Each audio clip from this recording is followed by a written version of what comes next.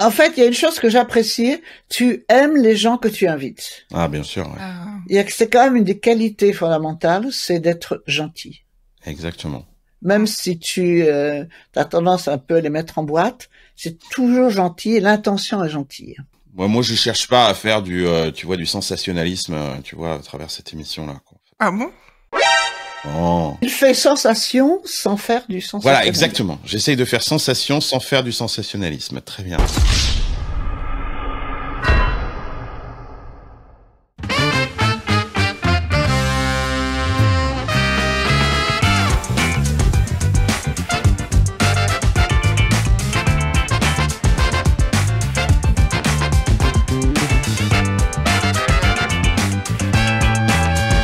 J'ai rien compris.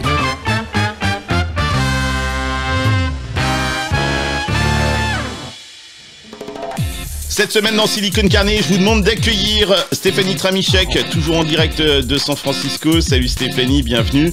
Arnaud Auger qui maintenant fait partie de la bande, lui aussi en direct de San Francisco. Et on a une invitée très spéciale que je vous demande d'accueillir, qui est une légende de la Silicon Valley, Marilène Delbourg, qui fait son arrivée dans Silicon Carnet parce qu'elle vient de sortir un bouquin et on va parler avec elle de son bouquin, qui est un bouquin sur l'innovation, c'est passionnant. Et on est super content, Marilène, de t'avoir parmi nous. C'est pas la première fois, on avait déjà fait un Silicon Carnet ensemble, Marilène. Je sais pas si merci infiniment en tout cas. Voilà. Écoute, c'est un honneur de t'avoir parmi nous. Cette semaine, on vous propose une émission un petit peu particulière. C'est un peu la grande librairie, c'est un Silicon Carnet bouquin. Je sais pas, c'est une émission un petit peu apostrophe, une émission littéraire cette semaine. Silicon Carnet va parler de livres. On va parler bien évidemment du livre de Marilène. Qui est passionnant. Tu nous as permis de lire un petit peu des extraits de ton prochain bouquin qui sort au mois de mai et j'ai déjà hâte de lire la suite et on a plein de questions à te poser. Et puis on va parler aussi d'un autre livre. Ce bouquin, c'est toi Arnaud qui l'a mis sur l'étagère. C'est celui d'Alain Damasio qui sort aujourd'hui d'ailleurs. Qui est un bouquin des sortes de nouvelles, des chroniques. Il est venu dans la Silicon Valley s'inspirer et d'ailleurs, il a écrit une nouvelle qui s'inspire de ton histoire. Donc, t'es bien placé pour en parler. Donc, un deuxième bouquin dont on va parler dans Silicon Carnet. Et puis, on va parler d'innovation parce que Marilène est là et on va reparler des voitures. Toujours avec toi, Arnaud, qui a été encore testé un truc complètement taré. Tu nous reviens du futur, t'as été au lab de Valeo et t'as testé la voiture du futur, peut-être, et tu vas nous en parler dans cette émission. Donc, bienvenue dans Apostrophe.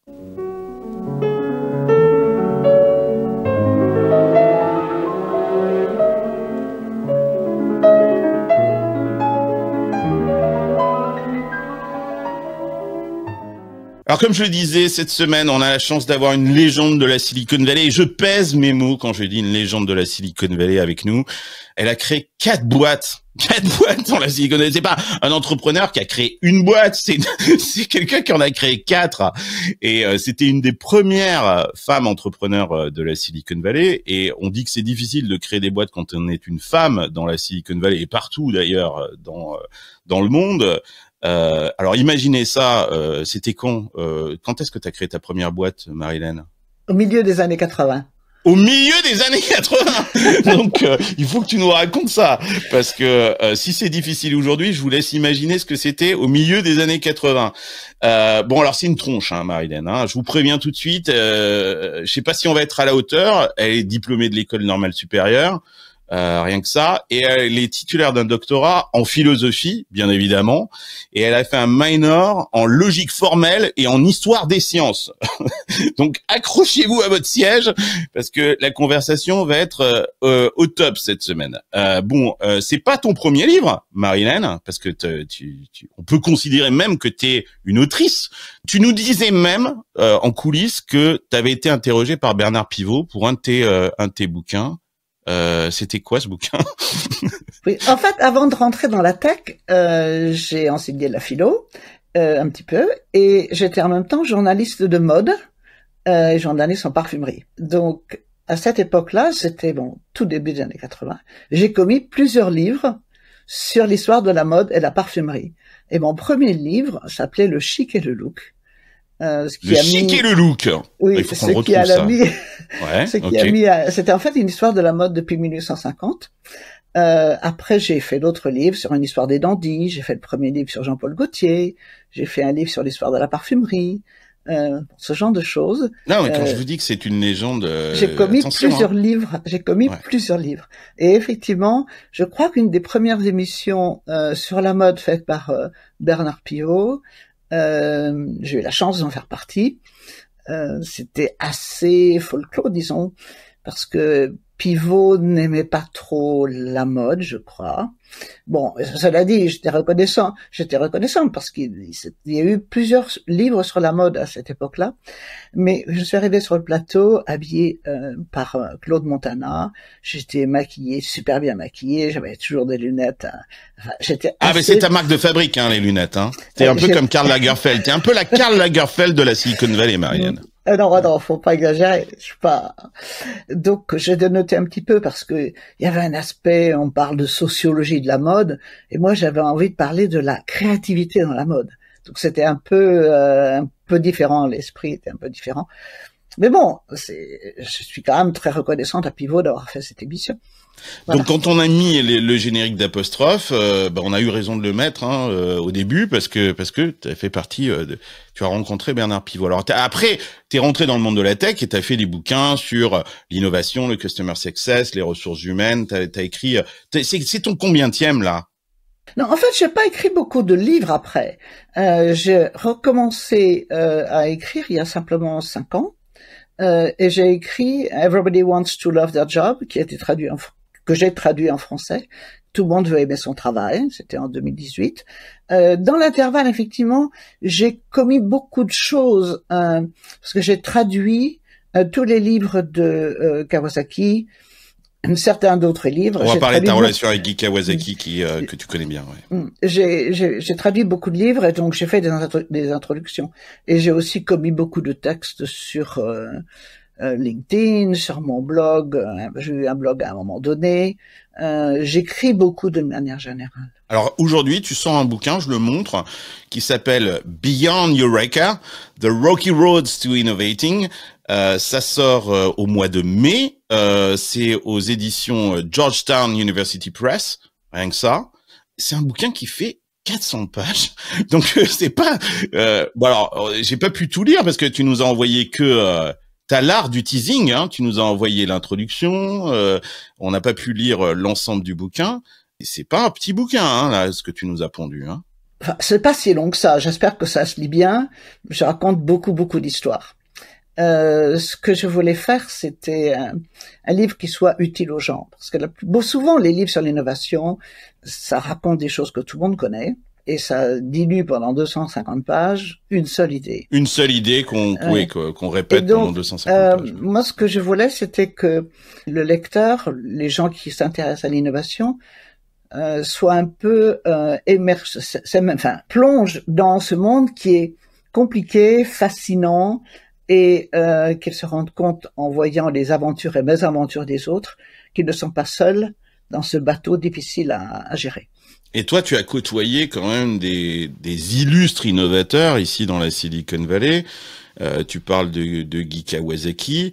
Guy Kawasaki, pour ceux qui ne le connaissent pas, c'est un des plus grands marketeurs du début de l'ère de la Silicon Valley moderne. Il a travaillé chez Apple. La campagne de 1984, on la lui doit à Guy Kawasaki. C'est toi qui avais employé Guy Kawasaki la première.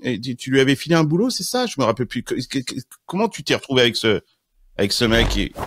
Quand j'ai créé la boîte aux États-Unis, je me suis tout de suite rendu compte que je comprenais très bien l'anglais, je l'écrivais très bien, mais je connaissais l'anglais classique, je connaissais pas l'anglais du business en fait.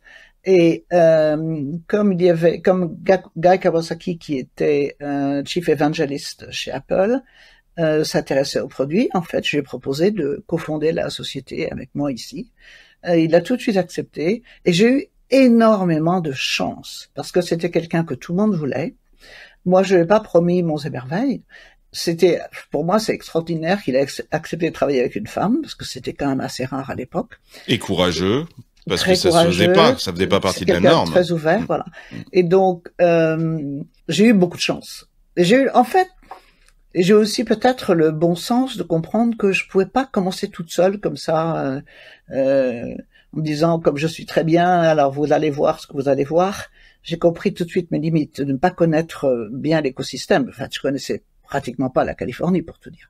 Donc j'ai eu beaucoup de chance. Et comme on Cette parle boîte-là de dont tu parles, Marilyn, c'est 4D, on est d'accord? C'était 4D, voilà, c'est ça. 4D, pour les plus jeunes qui nous écoutent, c'était une des premières bases de données relationnelles qui existait dans le monde, quoi, en fait. Hein. C'est pas rien. C'était la première base de données relationnelles graphiques en plus. Ouais. Et donc c'était un produit très très intéressant. Parlant de Kawasaki, je voudrais quand même signaler son dernier livre, qui est vraiment un très bon livre, très très humain, très humaniste, qui s'appelle Think Remarkable, qui vient de sortir. Je sens le besoin de le mentionner parce que bon, j'aime beaucoup ce livre. C'est pas un livre de self-help, c'est en fait une espèce d'école d'humilité sur qui on est, comment en fait on gère l'environnement autour de soi. Et bon, en plus, je suis évidemment très reconnaissante qu'il ait fait il a fait ta préface, l'avant-propos de mon livre, bien sûr. Ouais. Et c'est lui qui a trouvé, en lisant ce que j'avais écrit, qui a trouvé le titre Beyond Eureka. Oh, génial. Voilà. Ok, d'accord. Donc le sous-titre, c'est moi, c'est plus compliqué, The Rocky Roads to Innovating. Voilà. Bon, alors avant qu'on rentre dans ton bouquin, Marilyn, on avait quelques questions pour toi. Je sais que Stéphanie, toi, tu avais une question pour Marilyn. Tu voulais lui poser quoi comme question à Marilyn? Parlons du personnage avant qu'on rentre dans son bouquin, parce qu'il y a plein de choses à lui poser comme question. Moi, je suis impressionnée par le fait que tu ne t'arrêtes pas. Tu as toujours, en fait, et quand je dis tu ne t'arrêtes pas, tu as toujours, en fait, une ambition de continuer à aller plus loin que là où tu es, alors que t'es déjà arrivé, et t'es arrivé à plein de moments, et t'as continué à grandir. T'es parti quand même. Quand je regardais un petit peu ton parcours, t'as grandi en Bretagne et en Savoie, tu es passé par la Silicon Valley, Paris, quoi. C'est un parcours qui est déjà énorme. T'aurais pu dire, t'as déjà arrivé quand t'as créé ta société, et t'es la première femme entrepreneur. Mais c'est quoi, en fait, dans ton enfance, qui a déclenché tout ça? Qu'est-ce qui a fait, en fait, que tu as, dans ton enfance, dans ta jeunesse, ce grit, cette résilience que souvent les femmes n'ont pas au bout d'un moment? C'est vrai que t'es un saumon qui a remonté le courant plusieurs fois. Ouais. C'est rigolo. Exactement. Je ne sais pas très bien comment répondre à ce portrait, parce que tout ça, c'était quand même un peu involontaire, en fait. La réalité, c'est que quand je vois quelque chose qui m'intéresse, je plonge dedans. Je prends pas l'image du saumon, mais Tu frétilles, hein, pourtant. Les choses m'intéressent, donc je me donne à fond dans ce que je vois. Je m'intéresse à beaucoup de choses, oui, c'est la curiosité et c'est le plaisir de découvrir de nouvelles choses. Je n'ai jamais considéré que j'étais, entre guillemets, arrivée. J'ai même toujours l'impression d'être au début, quoi. J'ai un peu, pour ça que j'apprends toujours des choses nouvelles, oui. Mais c'est naturel. Alors, dans mon enfance, on se connaît depuis un petit bout de temps, Marilyn. Ça fait que moi 15 ans que maintenant je suis dans la Silicon Valley. Tu as fait partie des premières personnes que j'ai rencontrées, bien évidemment. C'est un peu, il y a la Coit Tower, le Golden Gate Bridge et Marilyn Delbourg quand tu arrives à San Francisco. Tu as vu que j'ai mis la Coit Tower, hein, dans ma liste. Mais c'est vrai, hein, c'est ce que dit Stéphanie. Moi, j'étais toujours connu avec la même énergie, cette curiosité à parler à tout le monde. Et c'est marrant que tu cites ce bouquin de Guy Kawasaki sur l'ego et cette capacité à développer un peu d'humilité par rapport à ce qu'on fait, parce que comment est-ce que tu regardes la Silicon Valley? Il y a une sorte de starification aujourd'hui un petit peu des stars de la Silicon Valley qui deviennent soit des chamans ou soit des êtres un petit peu divins. Donc comment est-ce que tu regardes ça? Ça a beaucoup changé, c'était déjà le cas avant? Ça a toujours été le cas, mais moi je ne regarde pas ça sous cet angle-là. C'est vrai qu'il y a toujours des stars et un star system, mais c'était pas particulier à la Silicon Valley. Il y a partout, en fait, il est naturel de vouloir avoir des stars, des espèces de grands gourous, des espèces de de gens hors du commun. Ce qu'il y a de plus extraordinaire dans la Silicon Valley, ce sont ce que j'appelle les trailblazers, et qui ne sont pas nécessairement des icônes. Ce sont tous les entrepreneurs qui font des choses, qui vont réussir, ne pas réussir, mais en fait qui défrichent le terrain pour des gens peut-être qui vont devenir des icônes. Donc il y a beaucoup de gens qui font des choses passionnantes, qui vont tourner court peut-être, mais qui constituent le bouillon intellectuel de la Silicon Valley. Et donc la force de la Silicon Valley, c'est d'en avoir par milliers. Parce que l'innovation, c'est un jeu une projection de neutrons, quoi, c'est ça. Oui, c'est exactement. Et donc, plus il y a de gens, plus il y a d'ébullition, plus il y a d'intelligence, plus il y a la possibilité que quelque chose sorte de nouveau. Arnaud, Marilène, tu la connais, tu la vois régulièrement. T'as une question pour Marilène? Non, mais déjà, en effet, dire que je suis extrêmement honoré, en effet, de pouvoir partager cet épisode avec Marilène, qui est en effet un rôle modèle. Moi, je suis passionné de philosophie, j'ai aussi étudié la philosophie, et donc le parcours de Marilène est extrêmement inspirant, de passer de la philosophie à la tech, des idées à l'action, à l'opération. En plus, en effet, à la porte du chic de la tech, et elle a fait le tech avec chic. Mais en effet, le terme de trailblazer, voilà, de pionnière, ça lui correspond tout à fait. Mais et par rapport à ce que tu disais aussi, Carlos, moi, une des choses qui m'a le plus marqué quand j'ai rencontré Marilène, justement, c'est son humilité. C'est-à-dire qu'avec tel parcours, tant de références, toujours très simple, et voilà, quand on est un petit nouveau, elle a côtoyé les plus grands, hein. Elle a côtoyé Steve Jobs, etc. Chez les gens qui nous regardent ici, voilà, elle a fait partie de cette génération de trailblazers légendaires. Ouais. Voilà, et on a vu plein de mecs qui arrivent, qui font YC, ça y est, ils se croient déjà arrivés, qui ont pas fait 0,1% de ce que fait Marilène, et qui ont déjà le boulard. Donc voilà, moi souvent les personnes les plus intelligentes que j'ai pu rencontrer dans ma vie, c'était souvent aussi des personnes très humbles. Donc excité de pouvoir lire le prochain livre de Marilène, parce que à chaque minute qu'on passe à l'écouter ou à la lire, on apprend énormément. Voilà, merci. Bon, merci, comme tu vois, tu es la bienvenue, Marilène, dans Silicon Valley. Bon, alors on a lu ton bouquin, Marilène. On va rentrer dans le détail de ton bouquin. Alors on a des trucs à te dire, hein. Donc là, ça y est, c'est fini pour la confiture et le beurre. Donc maintenant, on rentre dans le détail du truc, quoi. Et non, ton bouquin, il est génial. Tu nous as permis de lire l'introduction. Avant qu'on rentre dans le détail du contenu, on a pris quelques notes. Il y a plein de livres qui expliquent créer une start-up, lever des fonds, manager une start-up, la faire fructifier, le scaling, etc. Je pense à Blitzscaling de Reid Hoffman, de 0 to 1 de Peter Thiel, de The Hard Thing About Hard Things de Ben Horowitz. Et tu présentes ton livre comme quelque chose qui n'est pas un livre de recettes. Ces livres-là sont un peu des livres de recettes, effectivement, avec des méthodologies à appliquer. Pourquoi tu penses, qu'est-ce qui t'a décidé, au-delà de créer un bouquin qui est un objet merveilleux, mais qui t'a dit, il faut absolument que j'écrive ce livre? Bon, tous les livres que tu viens de citer sont d'excellents livres, et je recommande à tout le monde de les lire. Parce que c'est en fait ce sont vraiment des livres de base. C'est-à-dire que quand on crée une boîte, il faut lire ces livres. On peut faire un MBA. Il faut savoir quand même toutes les bases de l'entrepreneuriat, toutes les bases de la gestion de société, tous les principes. Et ça, c'est clé, parce que si on ne les connaît pas, on se plante pour de mauvaises raisons. On se plante par pure ignorance. Cela dit, ça parle de l'entrepreneuriat, l'entrepreneurship. Et l'entrepreneurship, c'est pas tout à fait la même chose que l'innovation. Quand on innove, on crée une boîte, mais on ne sait pas vraiment qui vont être les clients. On espère avoir identifié un petit peu, mais ça ne veut pas dire qu'ils vont nous accueillir comme le Messie. Donc, il faut qu'on s'attende à toutes sortes de déconvenues. C'est-à-dire que on fait un MVP, tout va bien, mais on s'aperçoit qu'un client, ou 2 clients, ou 3 clients qui vous disent que c'est bien, c'est pas nécessairement un marché. Si quelque chose est vraiment innovant, on rentre dans une sorte de galère. On peut avoir des gens qui vous disent c'est génial, c'est bien, etc. Mais ça ne veut pas dire qu'ils vont acheter.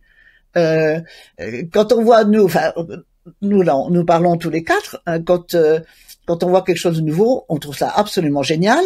Okay. Est-ce que ça veut dire qu'on va l'acheter? Non. Ouais. Donc, vous imaginez. On va voir ça avec l'histoire de Valeo là dont on va nous parler. Je trouve ça génial, mais je suis pas certain que je vais l'acheter. Et voilà. Ouais. Et donc, la réalité, c'est que quand on innove, on est confronté à des quantités de problèmes, d'incertitudes. Donc, faut être sûr que on ait suffisamment d'argent, faut être sûr de progresser de façon suffisamment subtile. Et lire un petit peu parmi tous ces signaux qui nous arrivent, qui sont quelquefois trompeurs. C'est ça ce que tu veux dire. C'est exactement, parce qu'on peut avoir se dire ouais, on est en plein dans le bon moment, mais on peut choisir aussi les mauvaises références.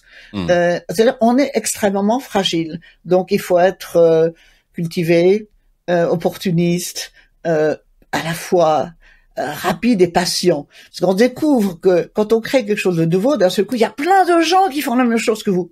C'est-à-dire qu'une bonne idée, c'est une idée partagée. C'est pas l'idée géniale qu'on a tout seul dans son coin.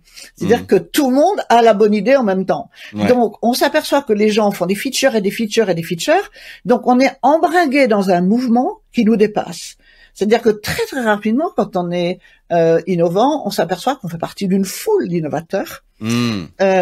Et on est dans un tourbillon de features en l'espèce, que dans les années 90, on appelait la featureitis, et d'un seul coup, on s'éloigne encore plus des clients qu'on voulait avoir. Parce qu'il y a tellement de features que les clients savent même pas quoi utiliser.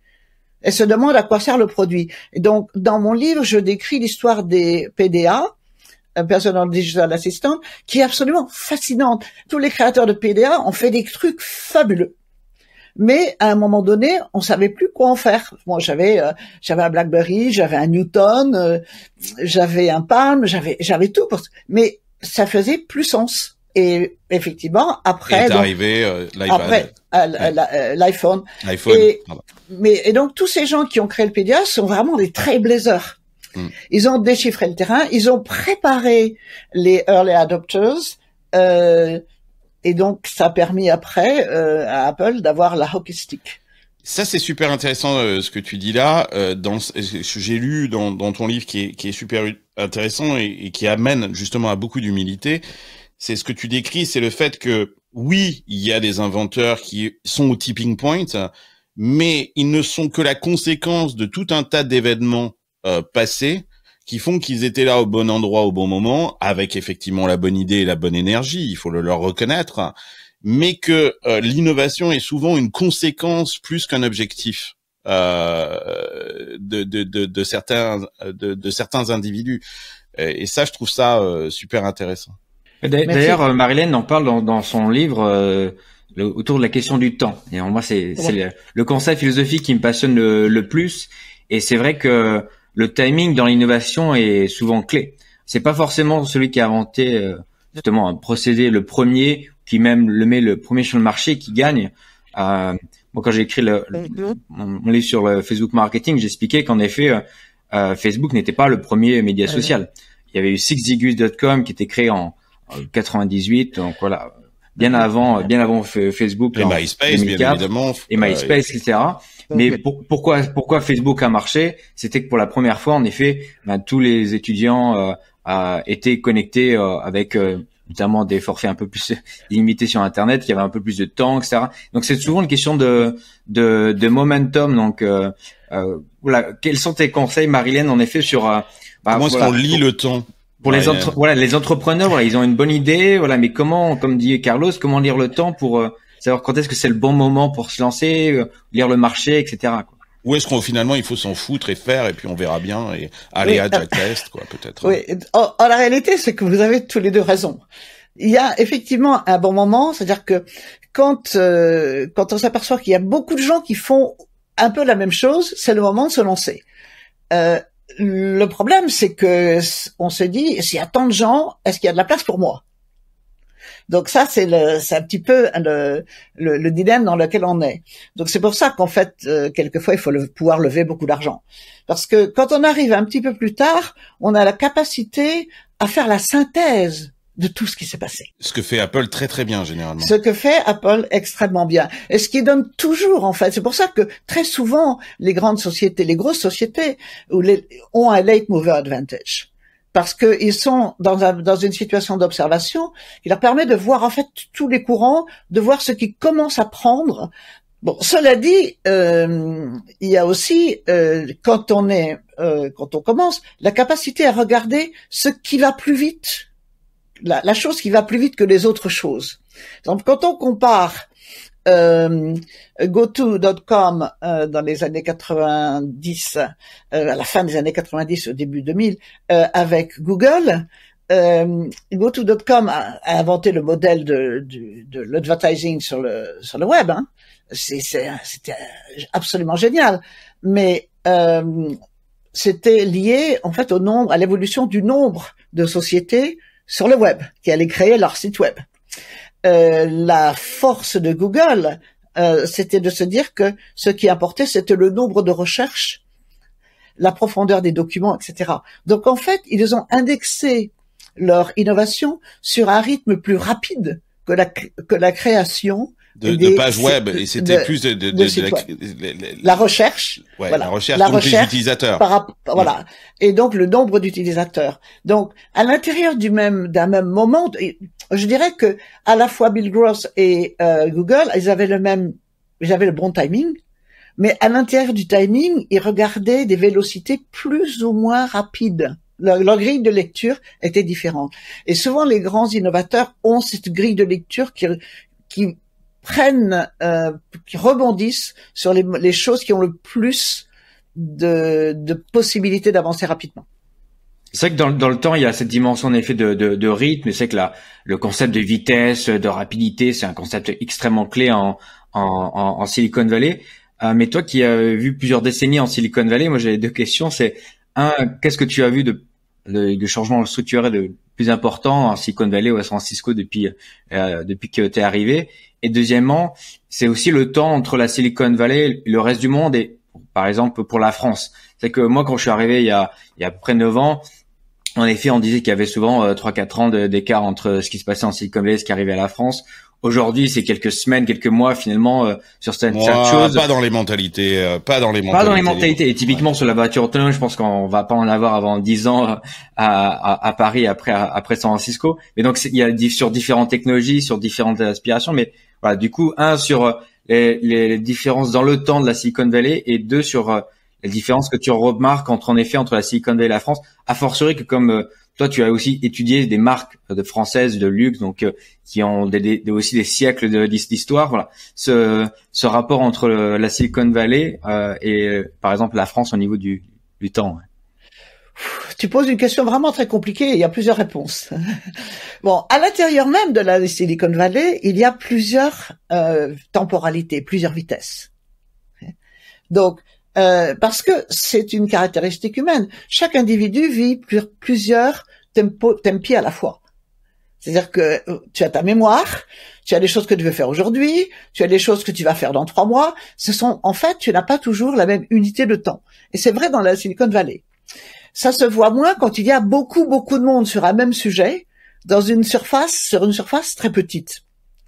Donc là, en fait, il y a un processus d'itération dans la Silicon Valley qui est hyper rapide, qui permet en fait de filtrer les choses qui vont aller vite, qui vont augmenter rapidement par rapport aux choses qui vont aller plus lentement. C'est le cas de l'intelligence artificielle en ce moment? C'est un peu le cas de l'intelligence artificielle. C'est-à-dire qu'en fait, c'est la rapidité d'itération qui fait que le temps semble aller plus rapidement. Mais ça ne veut pas dire que l'absorption va être plus rapide. C'est-à-dire que les gens dans le Silicon Valley sont très portés sur l'innovation, mais ça ne veut pas dire que, je sais pas, ton jardinier va utiliser l'intelligence artificielle demain. Faut pas non plus pousser mémé dans les orties. Voilà, faut pas exagérer, voilà.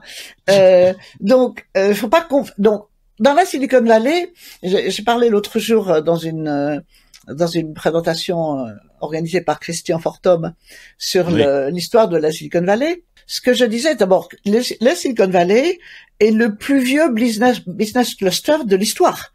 On pense toujours que la Silicon Valley, ça a commencé aujourd'hui ou quand on arrive. Non. C'est dans le monde moderne le plus ancien des business clusters modernes, qui a commencé en 1909 avec la wireless telegraphy. Ça, on l'oublie. Donc, il y a un momentum énorme depuis plus de 100 ans, 120 ans. Okay, premièrement. Deuxièmement, ça se il y a ce momentum sur une superficie qui est relativement petite. C'est-à-dire la San Francisco Bay Area correspond à peu près à la basse Normandie. OK? Et la Silicon Valley elle-même, c'est la taille du département français, un des départements français les plus petits, la Loire. OK?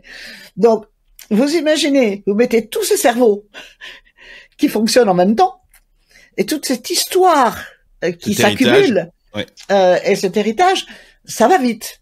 Et ça ne veut pas dire que je rajoute, Marilène, oui. plus la différence de time zone qui est encore un accélérateur puisque finalement l'Asie ne s'est pas réveillée, l'Europe s'est couchée et donc il y a l'obligation finalement de collaborer entre nous puisque le reste du monde est éteint.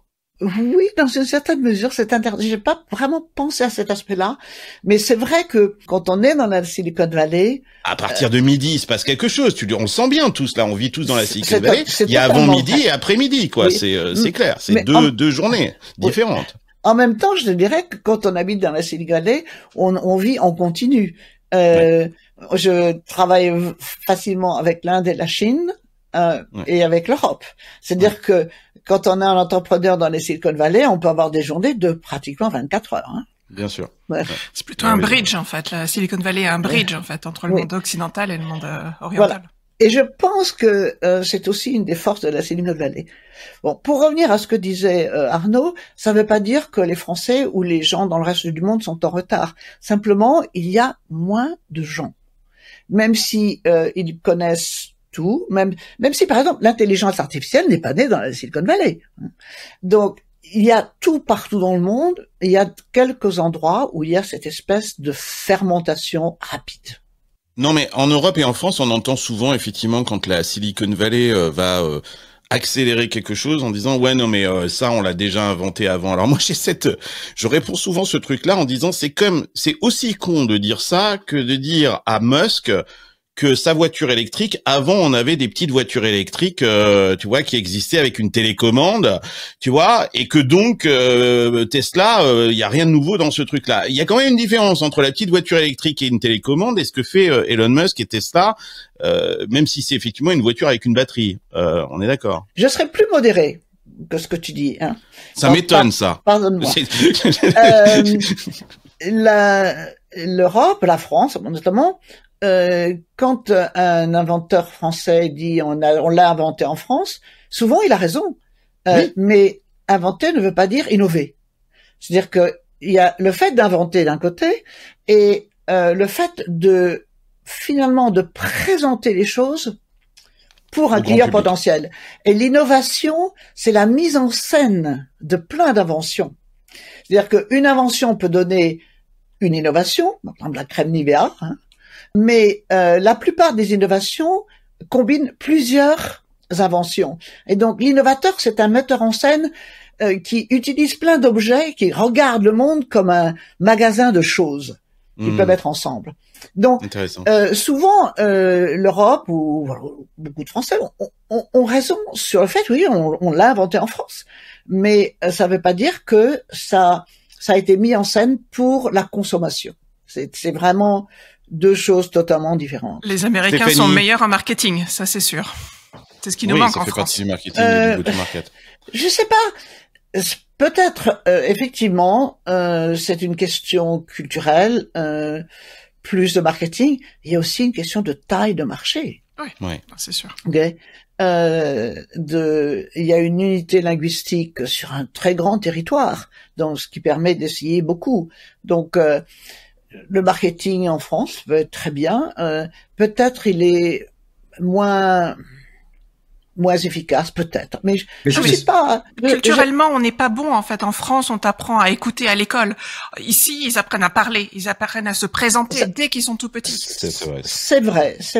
Bon, cela dit, en France, ça change aussi, hein. Faut pas exagérer. Mais c'est vrai que parfois on dit, c'est juste du marketing en mode, c'est pas très important. Voilà, c'est l'invention qui compte. Mais c'est que moi, je fais la distinction entre invention et innovation, où, invention, on crée un nouveau procédé, par exemple, technologique. Innovation, c'est quand elle est adoptée par le marché. Voilà. Et donc, du coup, c'est vrai que le marketing est quand même clé pour transformer un procédé technologique en quelque chose qui va être adopté par les gens. Et donc, il y a aussi toute cette dimension de design et qui pas juste de la com, quoi.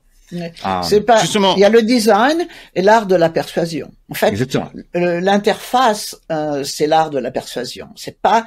Quand on dit marketing, c'est un peu trop vague. Oui. Moi, je suis très intéressée sur ton point de vue sur l'intelligence artificielle. Dans ton livre, en fait, tu parles beaucoup, en fait, du progrès et du fait que l'innovation vient tuer, transformer les jobs, mais aussi en créer des nouveaux.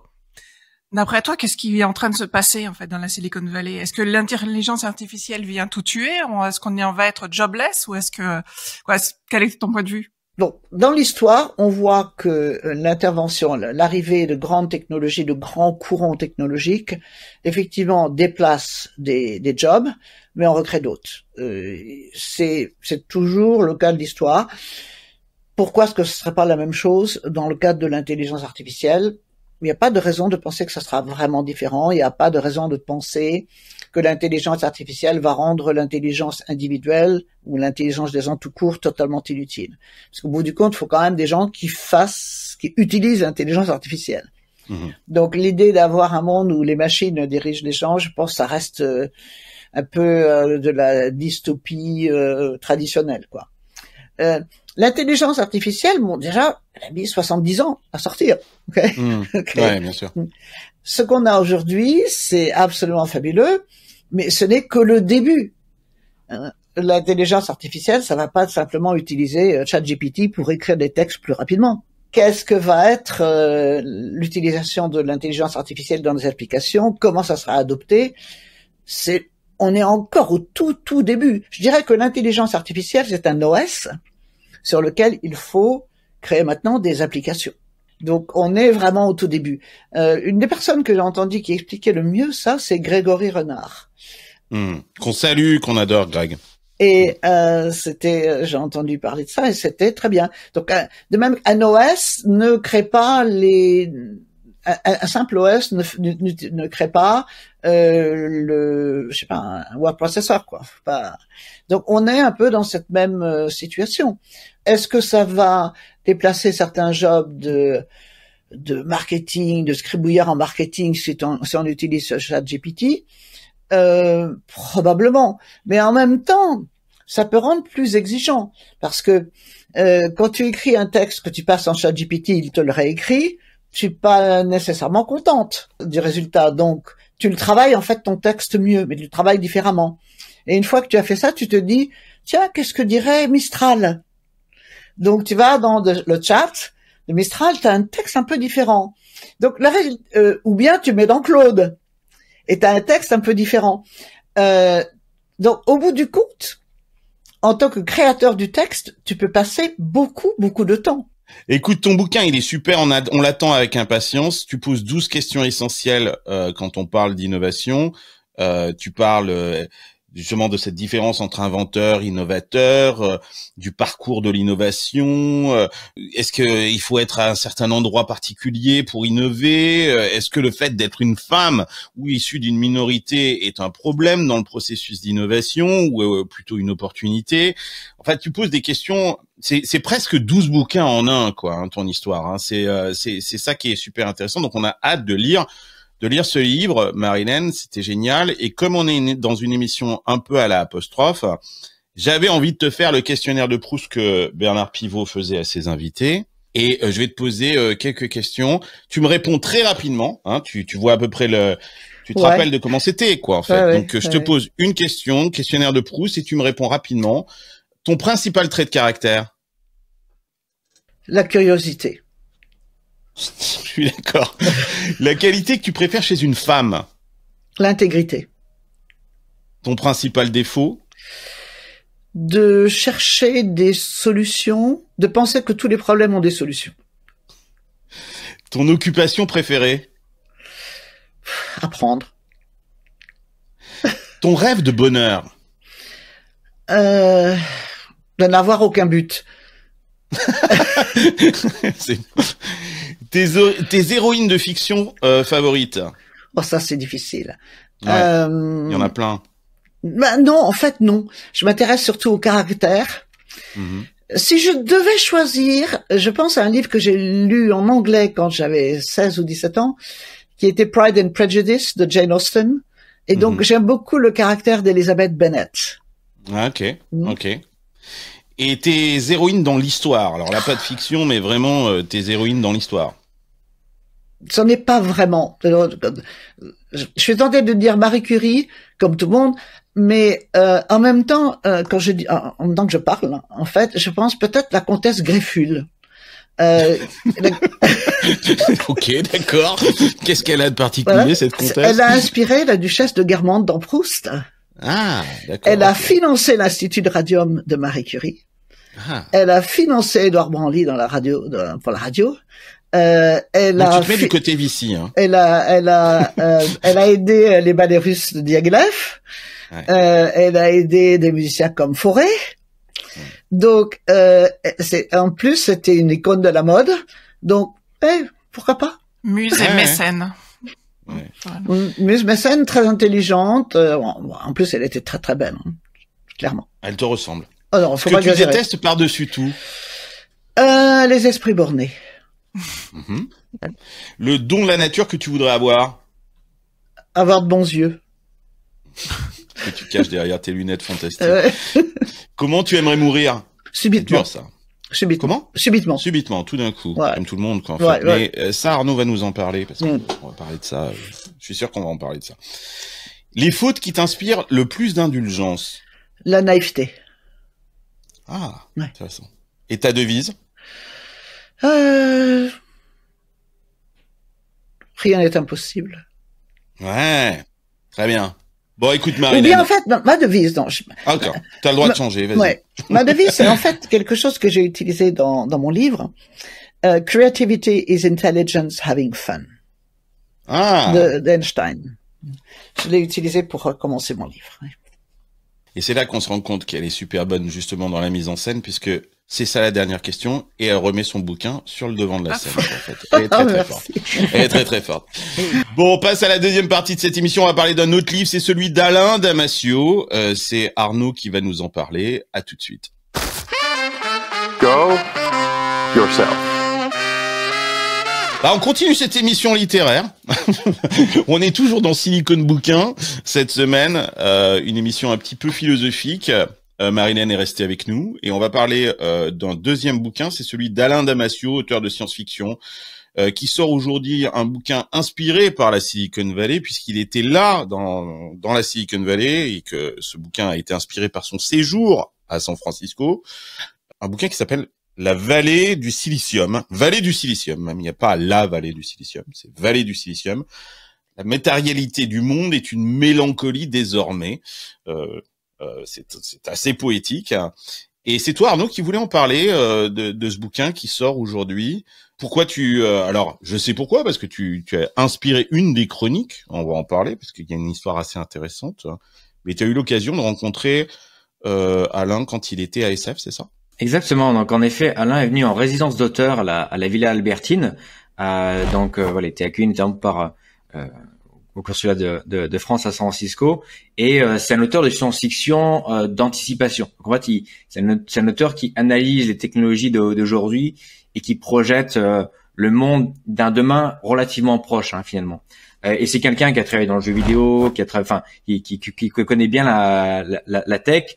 Mais qui est assez technocritique quand même. Ouais, il y a une lecture très politique quand même. J'ai lu certains de ses bouquins précédents. Exactement. Et donc du coup, c'est vrai qu'il est venu se confronter aussi à la Silicon Valley telle qu'elle était en train d'évoluer.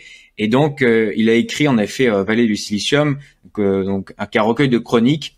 Donc il y en a une sur en effet tout le métaverse, la réalité virtuelle, peut-être un sujet dont on parlera après. De l'hégémonie d'Apple, etc.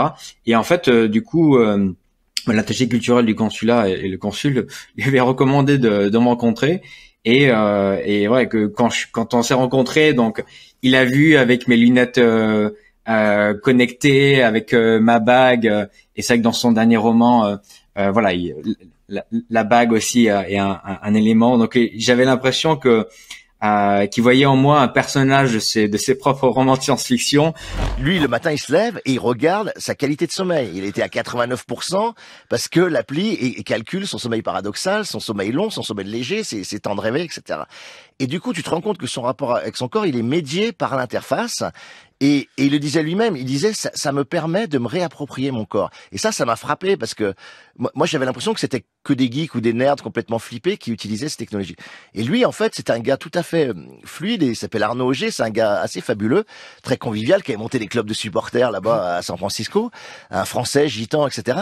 Et en fait je voyais qu'il vivait de façon très heureuse et très pleine ce rapport à son corps médié par la techno. Et je lui avais expliqué en effet comment moi j'utilise en fait la technologie pour me transformer, et que la petite histoire c'est qu'en effet j'étais obèse, et du coup c'est grâce à la technologie et tous mes objets connectés que j'ai pu non seulement ne plus être obèse, ne plus être prédiabétique, mais faire du sport.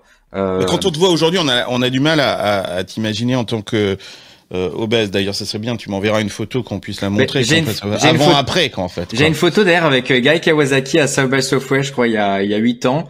Et donc, en effet, j'avais 25 kilos en trop, donc, Avant de rentrer dans cette chronique, Arnaud, effectivement, cette chronique s'appelle Le problème des 4 corps, qui a un clin d'œil, bien évidemment, à Liu Cixin, qui a sorti cette série sur Netflix, que je vous invite vraiment, elle, c'est les 3 body problem, quoi. En fait, c'est donc lui il en rajoute un parce qu'il est français, qu'il faut toujours qu'il en rajoute une. C'est le principe des Français. Donc lui il parle du problème des 4 corps. C'est un peu tiré par là. Alors je l'ai lu, la chronique, tu me l'as envoyée. Merci. J'ai pu la lire. J'ai découvert des choses sur toi. C'est un peu tiré par les cheveux, mais c'est assez poétique et très intéressant.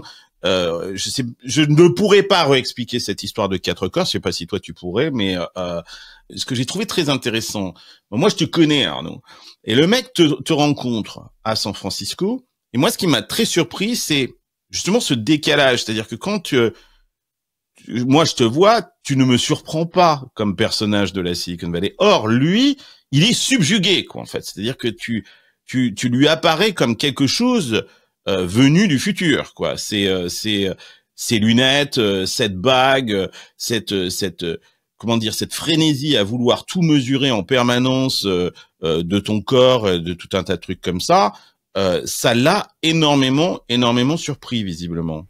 Ouais, en fait, je pense qu'il l'a surpris en effet, c'est que il avait l'idée que les personnes qui comme moi, en effet, se considèrent comme des biohackers, qui ont 6 objets connectés sur eux, qui mesurent tout, étaient un peu aliénés par ces données, par ces objets connectés, par la technologie, et un peu même abrutis à oublier leurs propres sensations, à se déperdre du corps. Et donc, moi, je lui avais expliqué qu'en effet, j'avais utilisé la technologie à mon profit pour améliorer ma santé. Mais que j'en avais un rapport quand même assez distancié. Donc c'est vrai que il y a. Attends, Arnaud, tu expliques un petit peu ce que tu fais. Moi, je fais pas tout ce que tu fais. Tu vas quand même très très loin, Arnaud, dans ta pratique de la chose là. Explique-nous, parce que c'est pas que des lunettes, pas que la bague, machin, etc. Oui, voilà, c'est pas gadget. Il y a cette histoire. Explique-nous que t'as bouffé un truc là qui s'est foutu dans ton estomac et qui a calculé pendant je sais pas combien de semaines. Non, mais vas-y, explique ça. Voilà, une des backstories, c'est qu'en effet, bon, j'étais obèse et voilà, je faisais du sport, j'essayais de bien manger, etc. Mais j'avais pas assez de résultats. Et du coup, j'ai repris un des principes de la Silicon Valley, c'est qu'on ne peut pas changer ce qu'on ne peut pas mesurer. Et donc je me suis dit, je vais tout mesurer. Et donc en effet, la bague connectée pour mesurer mon sommeil, utiliser MyFitnessPal pour compter toutes les calories que je mangeais, l'Apple Watch pour toutes les calories que je dépense. J'ai mis un CGM, donc un capteur sous-cutané pour mesurer le taux de glucose, le taux d'insuline, la balance connectée de WeThings. En fait, tous ces données-là, nourrir un document, un spreadsheet pour avoir tous ces paramètres-là, et du coup de faire des changements et de voir l'impact en fait sur ma santé et voir le résultat. Et en fait, même d'avoir le graphique en effet de la perte de poids, c'est extrêmement motivant. Parce qu'une des raisons pour laquelle les personnes ont du mal à perdre du poids, c'est qu'elles font beaucoup d'efforts, de sacrifices, elles voient pas de résultat et du coup elles perdent la motivation. Et donc en fait, pour moi, d'être entre guillemets aussi accountable, donc de vraiment me confronter aux données et à la réalité, ça m'a permis d'être de beaucoup plus à avancer. Et c'est vrai que Alain, du coup, il avait un peu cette idée. À chaque fois, en fait, que je vois des Français qui viennent en Learning Expedition à San Francisco, ils me posent tous la question. Mais donc, du coup, t'es pas un peu aliéné de ces données? Moi, je leur explique. Si vous êtes dans une voiture, vous avez un compteur de vitesse, de kilomètres, une jauge d'essence, d'huile. Est-ce que vous êtes aliéné par ces capteurs et ces données? Non, ça vous aide à mieux conduire. Moi, je considère que ces objets connectés, c'est la même chose. Ça tu crées ton tableau de bord. Exactement. Marilène, tu voulais réagir. Qu'est-ce que ça t'inspire, Oui, ça? En fait, j'aime beaucoup la manière dont Arnaud décrit son expérience. C'est très artistique. C'est un accélérateur de la perception qu'on a de soi-même. Et c'est pas parce que c'est pas simplement parce qu'on peut mesurer. Simplement, on peut percevoir les détails. Parce que la plupart du temps, dans la vie commune, on ne perçoit presque rien. Ou on ne perçoit que ce qu'on sait déjà. Et d'un seul coup, tous les objets connectés qu'utilise Arnaud, c'est le développement d'une acuité perceptive qu'il n'avait pas. Donc moi, je trouve ça extrêmement positif, en fait. Et c'est très artistique. Qu'est-ce qu'on aime dans les artistes? C'est la capacité à regarder une petite chose et aller très très loin dans l'analyse de la petite chose.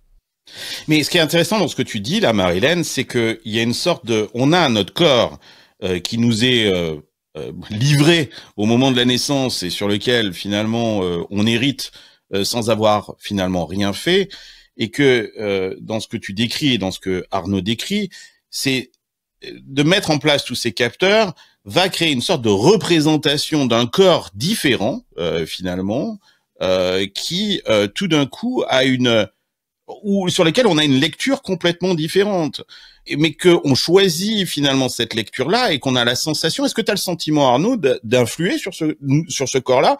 Parce que sur le premier, tu peux rien faire. Justement, non seulement j'ai influé, mais je l'ai changé. Encore une fois, je suis passé d'obèse à très diabétique et dépressif à en bonne santé, et surtout maintenant je suis épanoui, je suis heureux de vivre.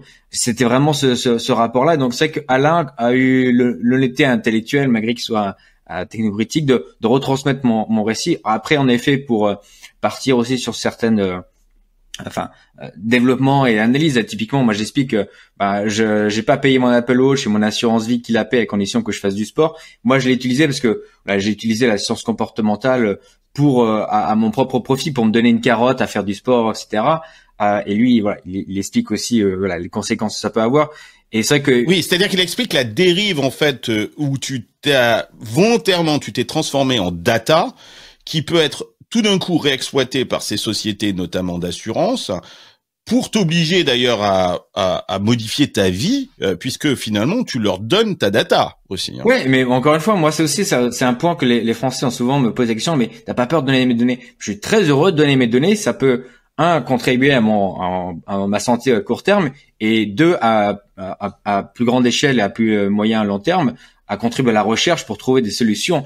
En effet, moi j'ai fait les tests ADN pour voir les maladies que j'étais susceptible de générer. Je fais partie d'un cabinet de médecine préventive qui s'appelle Forward, qui m'a permis de donner un plan sur plusieurs décennies sur des choses que je dois manger, etc. aujourd'hui, en appliquant en effet l'épigénétique pour réduire ces risques de maladies à long terme. Il va loin le gamin. Mais donc du coup, en effet, c'est que lui, il reprend, et c'est que c'est la dernière fois que je cite aussi Yuval Noah Harari, qui explique qu'il y aura potentiellement deux espèces de sapiens, ceux qui peuvent en effet s'adapter, se modifier, augmenter leur longévité en bonne santé, et ceux qui n'ont pas accès en fait à ces données, à ces technologies, parce qu'il y a un coût, etc. Donc il peut avoir il une en parle d'ailleurs. Voilà. Il dit que les pauvres, on en a rien à foutre finalement de leur data et que le mesure pas, etc. Est-ce que ça va pas créer est-ce qu'on n'est pas rentré dans une sorte de bienvenue à Gattaca, quelque chose comme ça, Marilène? Ça a toujours été le cas de toute façon. Oui. Donc rien de nouveau à ça. Et en l'espèce, l'aspect proactif qu'Arnaud a donne de la bonne data, parce qu'on a beaucoup de data et on a beaucoup de mauvaises data. Donc la réalité, c'est que Arnaud fournit de la bonne data, parce qu'on connaît les paramètres. Les gens qui ne font rien, c'est plein de data. C'est un bon donneur. Ouais, on va pas donner notre sang demain, on va donner nos data. C'est intéressant comme on l'a donné déjà, mais oui, sauf que quand tu donnes ton sang, tu y vas, c'est un acte volontaire, et tu en es conscient, tu vois ton sang partir, quoi, tu vois. Mais et aussi un point, il avait peur que j'avais un aveuglement à la donnée en disant c'est la donnée de la technologie et la seule vérité.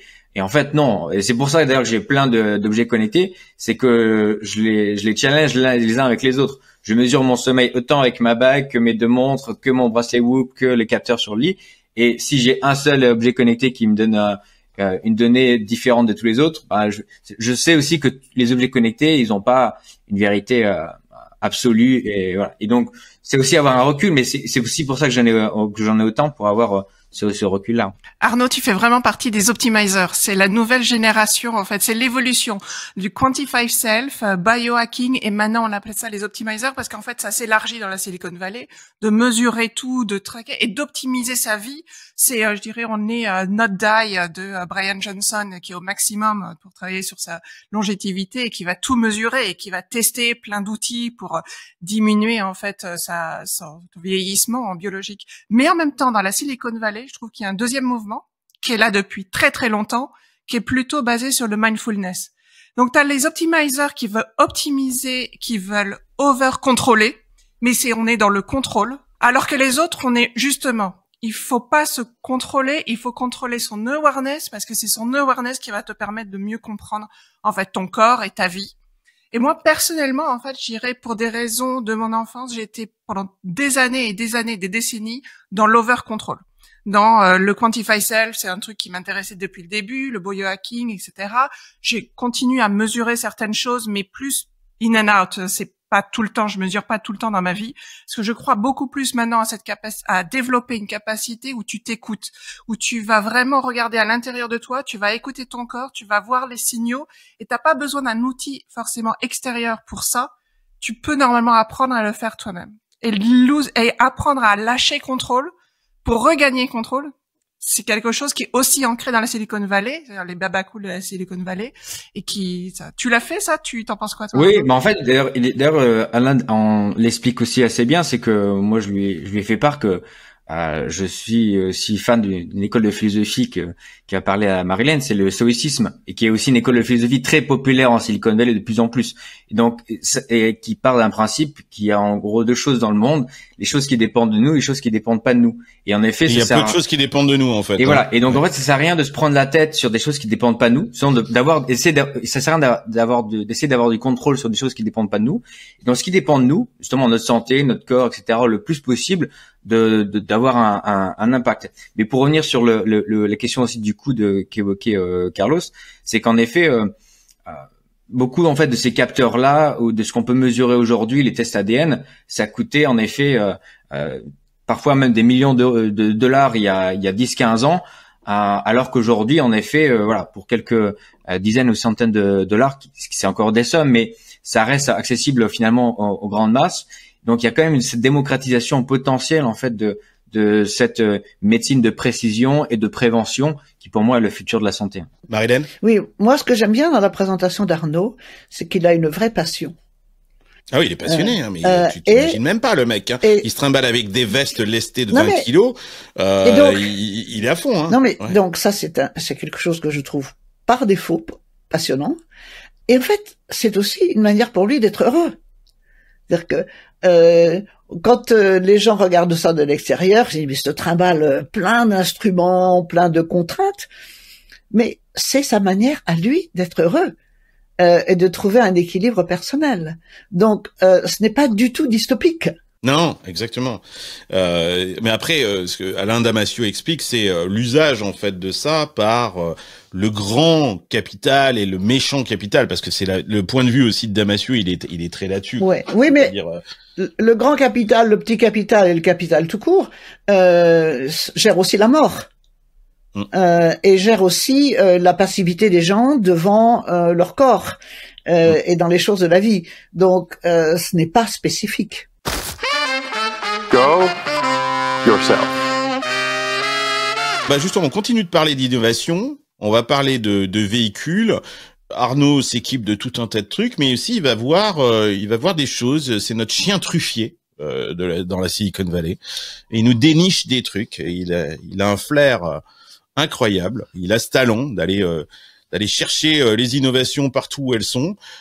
C'est assez spectaculaire. Et cette semaine, tu nous reviens avec une expérience que tu as été vivre chez Valeo Labs. qui nous présente un nouveau type de voiture. Alors moi, je t'avoue, là, je monte la vidéo, quand je l'ai vue, je me suis dit, c'est quoi cette connerie, quoi? Et puis, je t'ai écouté, et là, je me suis dit, tiens, ça mérite quand même qu'on se penche un petit peu sur la question, mais explique-nous, Arnaud, de quoi il s'agit. Alors, on te voit d'ailleurs, hein, sur la vidéo, c'est bien toi qui testes le truc, là. Hein. Exactement. Donc, en effet, Valeo, c'est un équipementier automobile, donc, ils fournissent des parties, en effet, pour des constructeurs comme Renault, Stellantis, etc. Des embrayages, des machins, des trucs. Pour construire des voitures. Et donc, en effet, ils ont tout un ensemble de... a priori. Voilà. Et en effet, ils produisent un certain nombre de capteurs, notamment. Et donc, ils ont imaginé, donc le laboratoire d'innovation de Valeo. Explique pour ceux qui écoutent le podcast, qui voient pas la vidéo. Hein. Exactement. Donc ils ont imaginé une expérience en réalité augmentée pour leverager, pour récupérer en fait tous ces capteurs, toutes ces caméras qu'on a dans les voitures connectées. Et donc typiquement, que je suis monté à l'arrière sur le siège gauche de la voiture, et j'avais un petit écran sur l'arrière de l'appui-tête du chauffeur et une manette. Et en fait, sur l'écran, je pouvais voir la route autour de moi en 180 degrés. Ce qui est déjà une différence, parce que quand on est assis à l'arrière à gauche, on voit tout ce qui est à gauche, mais on voit rien devant et rien à droite. Et ben là, déjà, on a une vision en 180 degrés. Et un petit véhicule virtuel placé dans cet événement réel, en temps réel autour de moi, et avec une manette, de pouvoir jouer un peu comme Mario Kart, aller à gauche, à droite, sauter un peu. Et qui hérite des vraies données, c'est-à-dire que il y a une voiture qui te double, on le voit. Cette voiture fait partie tout d'un coup du petit jeu en question où tu es en train de piloter ton petit Mario Kart là. Exactement. Et donc en fait, tu joues dans le réel avec le virtuel et vice versa. Marilène, le véhicule comme nouvel espace de vie, parce que c'est vrai ce que dit Arnaud, nous on vit ici à San Francisco, on a avec des véhicules autonomes dans lesquels on monte, on prend plus Uber avec un chauffeur, on a ces véhicules qui conduisent tout seuls. Au début, on a cette expérience où on est très attentif parce que c'est tellement déroutant et nouveau que on est là, on regarde ce qui se passe, et puis quand ça devient courant, on s'emmerde dans la bagnole, quoi, en fait, parce que y a plus la curiosité et la nouveauté, et l'expérience dans la voiture, elle devient hyper chiante. Et effectivement, il a raison, Arnaud. Qu'est-ce qu'on fait? On fait ses mails, quoi. C'est ça ce qu'on fait, quoi. Cette expérience de Valeo est vraiment intéressante parce que la voiture a toujours été un espace de vie. C'est le début même de l'automobile. Surtout chez les Américains, hein. C'est leur deuxième toilette. Non, mais c'est vrai aussi quand on regarde l'histoire de Bertha Benz qui conduisait la première voiture de son mari, hein. C'est-à-dire, donc ça a toujours été un espace de vie, un espace de rêve. À un moment même, les femmes se sont maquillées différemment quand elles conduisaient les voitures. Enfin, ah bon? Oui, c'était... Attends, explique ça, c'est génial, ça, c'est quoi? Non, pourquoi? Dans les années 20, ça faisait partie du look général d'une femme. Ah oui, et de son allure. Et s'habiller différemment. Il avait un pantalon. Non, mais il y a eu beaucoup de choses. Donc, la voiture a toujours été un espace de vie et de rêve. Okay. Quand on regarde l'histoire de Futurama en 1939, c'est une nouvelle ville, une nouvelle relation entre les gens, c'est superbe. Et tout le point de départ, c'était comment éviter les accidents. C'est-à-dire le rêve du driverless car, de voitures qui se conduisent elles-mêmes est né pratiquement en même temps que la voiture, parce qu'on s'est aperçu que ce sont les êtres humains qui sont la cause des accidents. Et donc le rêve de Valeo, enfin cette expérience sociale, c'est le rêve de la voiture sans les morts. Et la redécouverte, donc du fun qui s'ajoute. Voilà, le fun, et donc la redécouverte de tout l'environnement. Mais si on regarde les premières narrations sur la voiture, les gens découvrent le monde à une autre vitesse que le monde qu'ils découvraient à la vitesse des chevaux ou à la vitesse de la marche. Donc ça a toujours été une expérience du monde extérieur. Et on est arrivé à un moment donné, effectivement, où on est tellement habitué au monde extérieur qu'on ne le voit plus. Et là, le jeu que décrit Arnaud, c'est la redécouverte de la diversité du monde extérieur et de la diversité du monde qui nous entoure, et de la réalité, en fait, du monde qui nous entoure. C'est ce qui est intéressant dans ce que je retiens là dans ce que tu viens de dire aussi, c'est que est-ce qu'on n'est pas arrivé avec ce monde de la voiture à effectivement un monde où le risque a été supprimé, c'est-à-dire le danger, ce que tu expliques là de la voiture, l'accident, la mort, effectivement, même si elle est encore très réelle. Mais on est en train de rentrer dans un monde où tout ça n'existe plus, quoi. C'est-à-dire que ces voitures vont être autonomes, la sécurité va être absolument dépassée, et les risques vont baisser. Et Valeo se prépare à ça, c'est-à-dire que grosso modo, il va falloir occuper autre chose, les gens dans la voiture à autre chose, puisque le risque est dépassé. Donc, on va pouvoir faire autre chose, c'est ça? C'est vrai que l'histoire de la voiture, c'est l'histoire d'un effort pour la diminution des risques, c'est vrai. Cela dit, la voiture sans chauffeur, il peut y en avoir. Ce sont des expériences fabuleuses, c'est extraordinaire, hein, je ne veux pas dire le contraire, mais ça suppose quand même qu'on revoie une grande partie de l'urbanisme, une grande partie de la manière de faire les routes. On en a parlé la semaine dernière. Donc ça reste quand même des expériences. Déjà, le driverless, le sans chauffeur, en fait, c'est une révolution de technologie inévitable. On va y arriver. Après, on n'y est pas encore. On est tout au début. Ça va, avant que ça s'adopte, ça va mettre vraiment longtemps, même si, on en parlera peut-être après, Elon Musk va essayer d'accélérer ça. Mais on n'y est pas encore. Et par contre, en fait, d'avoir l'idée de s'occuper dans la voiture, puisque on va dans une idée où on s'ennuie dans la voiture. Tu vois, dans tous les films, t'as les gamins qui sont avec leur téléphone ou les tablettes à l'arrière. Moi, mon fils, il met son casque. Mais en fait, la voiture est le moment dans nos vies maintenant. C'est des moments en fait où on pourrait réfléchir, où on pourrait avoir du temps et prendre du temps pour soi, des manières de réflexion. Notre cerveau a physiologiquement besoin de se calmer, d'arrêter d'être tout le temps simulé derrière un écran. Et là, en fait, ce que Valeo propose, certes, ça répond le besoin évident d'occuper les enfants, de faire quelque chose dans la voiture, mais tu peux te poser la question, est-ce que c'est une bonne chose pour notre cerveau? On se plaint tous derrière plusieurs écrans. Les Gen Z, à des pourcentages énormes, disent qu'ils n'ont jamais le temps de rien. Pourquoi? Parce qu'ils sont tout le temps sur un écran connectés avec le monde. Et on continue, en fait, Valeo permet d'apporter ça dans la voiture. Donc, je pense que c'est bien parce que ça résout un problème évident quand tu as des enfants. Mais est-ce que c'est une bonne chose? C'est tout l'éternel débat, en fait, des technologies. Est-ce qu'on doit l'adopter ou pas? Moi, je sais que personnellement, la voiture, c'est le meilleur moment pour moi d'avoir une conversation honnête avec mon fils. Parce qu'en fait, en voiture, ou même avec ton mari, tu ne te regardes pas. Et c'est un peu comme parler avec son psy. Tout le monde, en fait, échange. Essayez. On est assis l'un à côté de l'autre. En voiture, tu as des conversations qui sont beaucoup plus profondes que tu peux avoir souvent ailleurs. Tu peux parler de sujets que tu n'abordes pas dans le salon.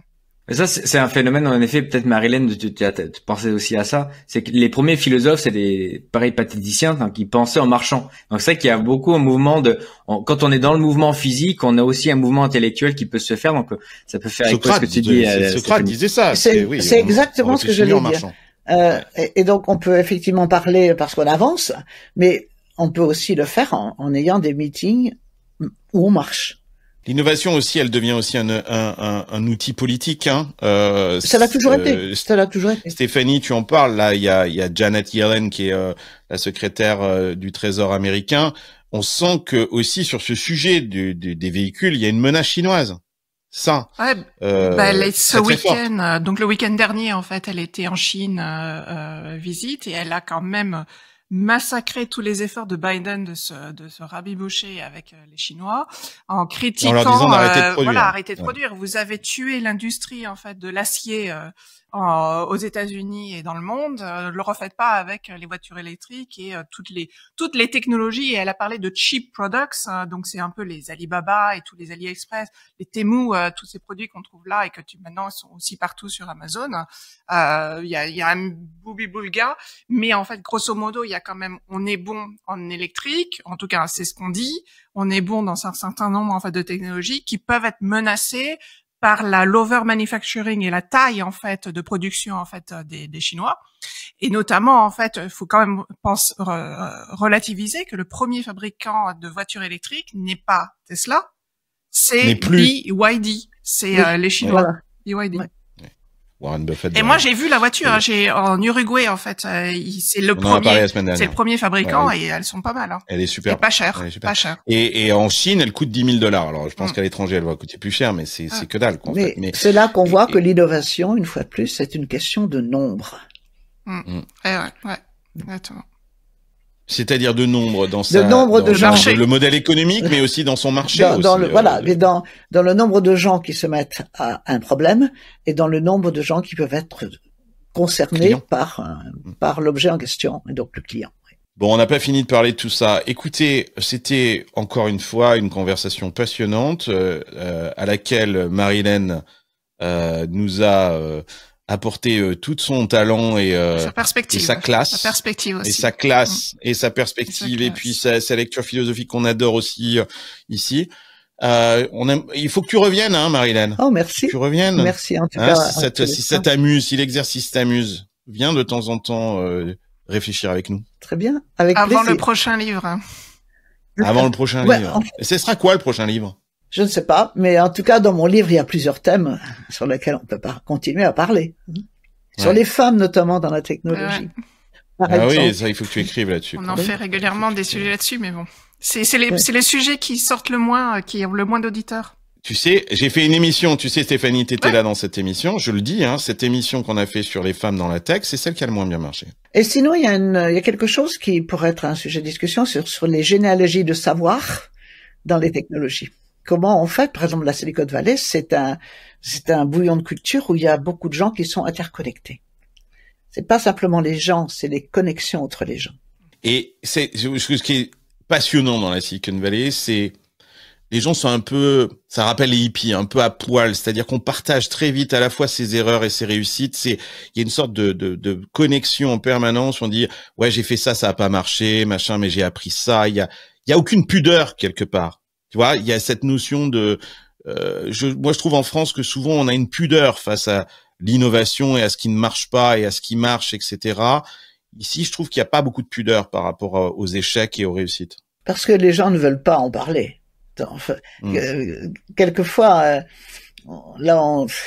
l'absence de ce que tu appelles l'absence de pudeur, c'est que il y a aussi peut-être que tout le monde s'en fout. Moi, quand j'entends que c'est ok d'échouer, etc. Bon, c'est bien gentil, mais il faut pas oublier que les gens qui échouent dans quelque chose en souffrent. Et donc, c'est jamais drôle de tomber de vélo. Voilà. Ouais. Et donc, de leur dire, mais c'est ok, etc., ça n'enlève pas leur peine. Ça montre plutôt l'indifférence à la peine des autres. Et en plus, c'est pas vrai, Marie-Hélène. Parce que si tu échoues, c'est entièrement faux. Parce que si tu échoues à répétition, tu vas être aussi considéré comme t'es censé apprendre de tes erreurs. Non-bankable. Mais une fois, deux fois, mais pas tout le temps. Tu as besoin de win. Ouais. Ok, super. Merci à tous. Rendez-vous la semaine prochaine pour un prochain épisode de Silicon Carnet. Hasta luego, amigos. Bravo.